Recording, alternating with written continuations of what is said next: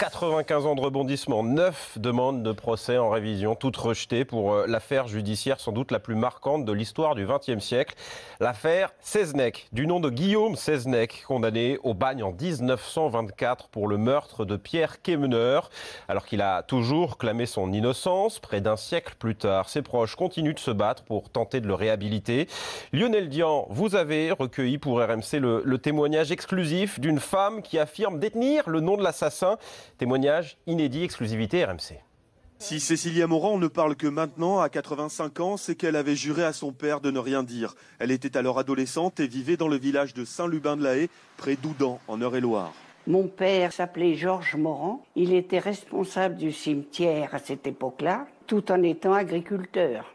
Et un jour, Raymond l'aîné est venu le chercher en pleine nuit pour qu'il l'aide à ramener le corps de Quémeneur. Raymond l'aîné avait tiré et l'avait blessé au ventre et ils l'ont ramené au cimetière. Là, mon père a indiqué quelle tombe il fallait prendre. C'était des tombes abandonnées depuis des années. Et là, ils ont déposé le corps dans le caveau. Toujours selon Cécilia Morand, Raymond l'aîné, qui était garagiste à Saint-Lubin-de-la-Haye, aurait tué Pierre Quémeneur près de la gare de Houdan lors d'une dispute au sujet d'une voiture.